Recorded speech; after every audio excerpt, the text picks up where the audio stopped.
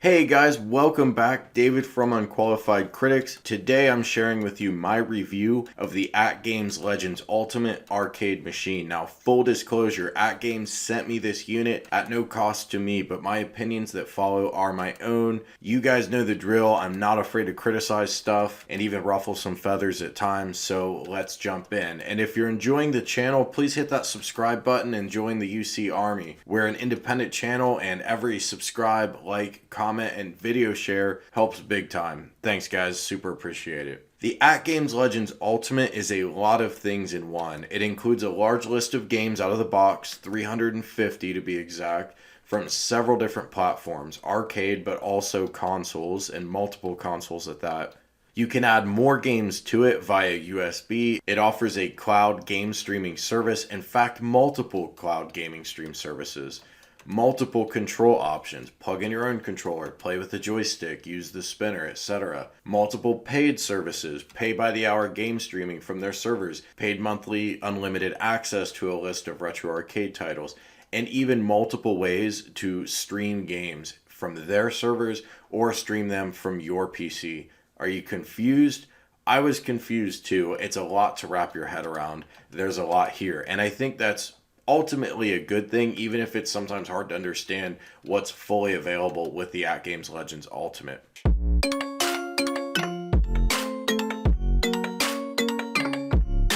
Looking at hardware, the Legends Ultimate is a beast. It's a large cabinet. It's 30 inches wide and 66 inches tall. This thing is huge.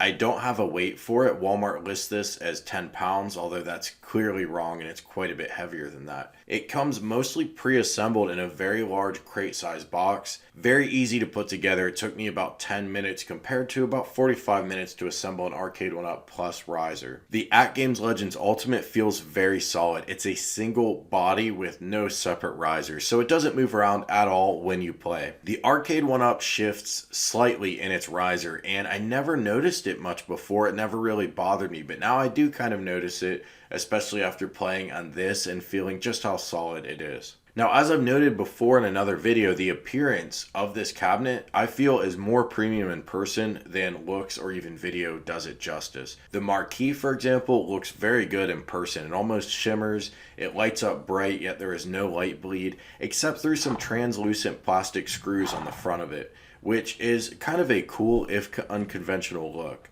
If you've been watching the channel for a while, then you know I do not like these kick plates with just a bunch of game logos thrown on it. I'd prefer a more arcade authentic kick plate like what you would see on the smaller numbskulls or replicades, where it's designed to really look like the front of an arcade.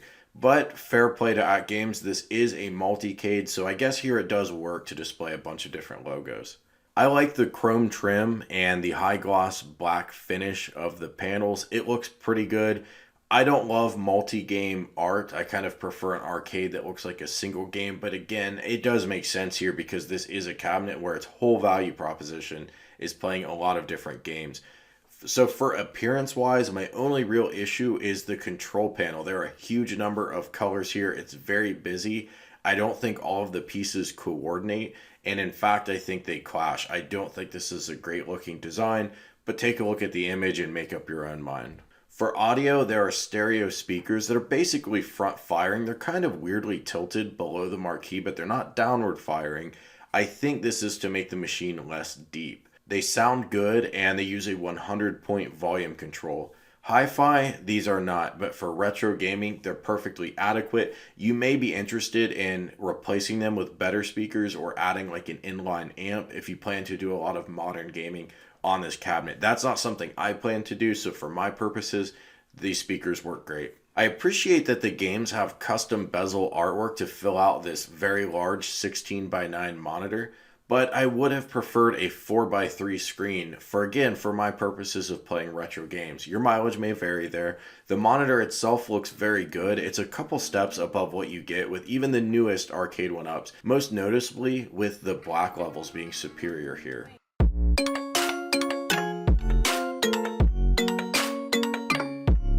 The controls on the AtGames Legends Ultimate are good quality. Notice I say good, I wouldn't say they're great quality. I'm pretty sure these are clone controls. I don't think they're big name brand. And I know everybody has their own preference if they like Hap or Sanwa or other brands or clones of those brands. But overall, this is a pretty good package. It's not going to offend anybody. And you get a lot of different controls. The spinners, the trackball, 6 buttons per player, lots of menu buttons, and of course, 2 8-way joysticks. The trackball stands out as the lowest quality component here, in my opinion. It does not seem to be ball bearing and has minimal momentum. Perfectly fine if you're playing old school Atari arcade games, but not something I'd want to play Golden Tee on.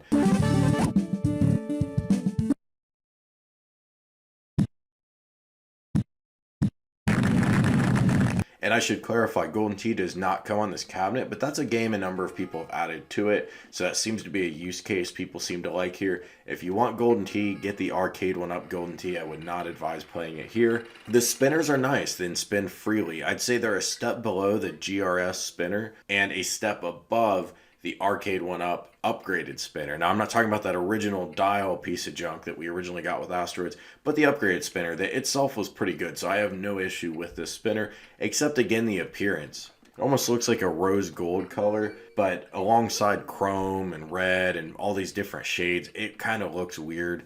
But that's a minor point at the end of the day. Much more important is how it feels, and it feels pretty good.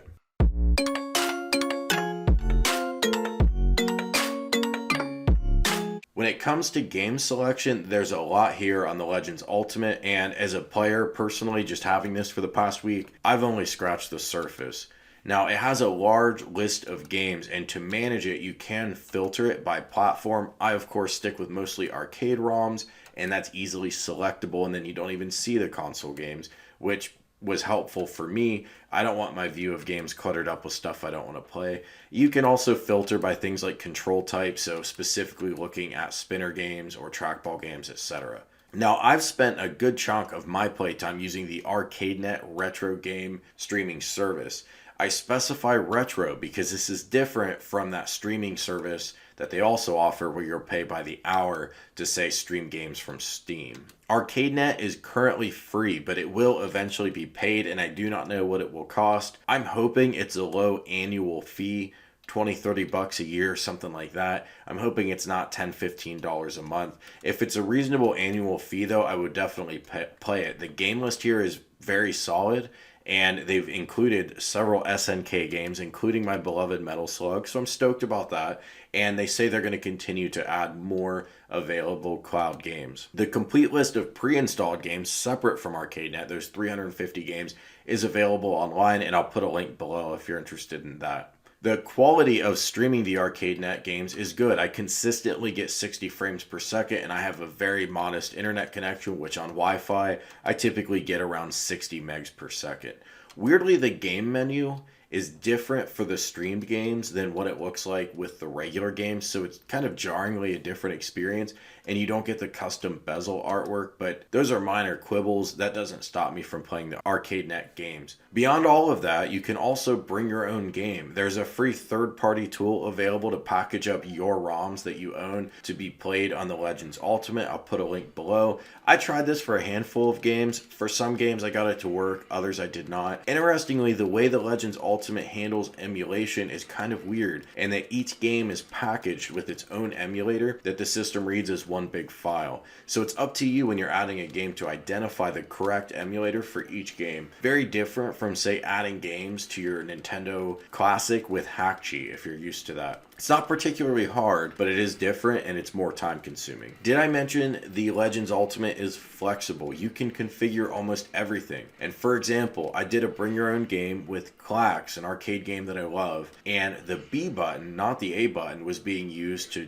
use the flipper. And I'm used to it being the A button. I don't know if that's a mistake or how that happened, but I was able to use the button matching feature to swap A and B buttons. So now I hit the A button for the desired behavior, and it saved that. So every time I play Clax, it works the way I want it to, which is super slick.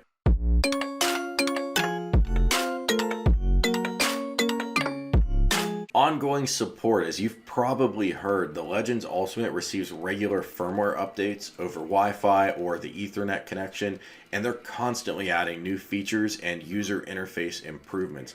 This is awesome, and you can search YouTube for ALU firmware. You're going to see hundreds of videos covering these various updates over the past months in depth. One thing I'll say about the user interface, I don't think it's at all optimal for moving through a large list of games. So I do appreciate that you can filter the games by platform, but even then you might be going through a list of 50 or 80 games, and you're progressing by each page by hitting the C button, and you're having to individually click the joystick to move per game. Why do that when we already have a trackball? You ought to be able to roll the trackball and with that analog controller quickly or slowly move around and navigate the menu. We ought to be able to navigate the on-screen keyboard that way. We ought to be able to select games that way. That would make moving this very quick. Even the spinner would be an improvement over the joystick, but forget that. We already have a trackball here. I hope in an upcoming update we will be able to use the trackball to manage movement within the interface and manage the large list of games that we get access to. Additional features I have not mentioned, and I haven't played with all of this yet. There's just so much here. You can pair this cabinet to a Raspberry Pi or an Android device with Bluetooth. You can plug in AtGames Blast dongles to play games from that Blast dongle that you've already paid for. Play it here on the arcade with the arcade controls and the arcade screen. You can even stream games from your local PC and play them here. The list goes on, and it truly is ever growing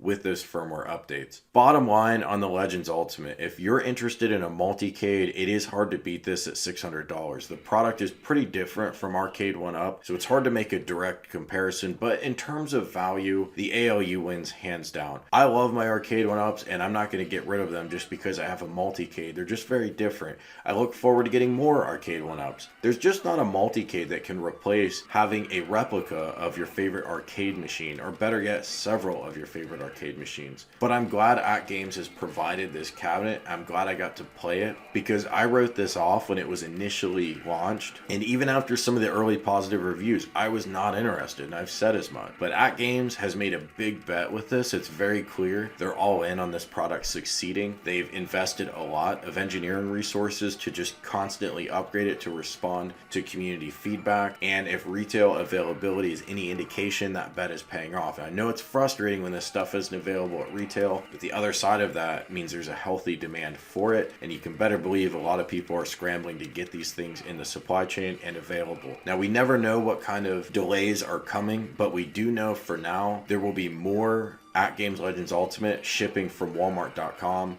on March 16th. So as of this recording, within 4 days, these will be getting shipped. If you want to pick one of these up and you haven't already, now is the time. There's a link below that you can hit to pre-order this. I'll drop it in the comments and in the video description. So if you're interested in this cabinet, pre-order. If it's not for you and you're not into the multicade and you do have room for a lot of different cabinets, then that makes sense too. This doesn't look very good next to Arcade 1-Ups because it's so much bigger. You almost want to give it its own space. So I think to each their own, but let's be glad we have competition here. We have some great products, and at the end of the day, I can recommend this to most people because they kind of outdid themselves. I mean, AtGames had a really bad reputation, and I would have never bet for them to make a comeback, but yet here they are. If you enjoyed this video, make sure to leave a like and comment. Let me know what you think below about the AtGames Legends Ultimate or whatever else is on your mind. Thanks for watching, guys. We'll talk to you real soon.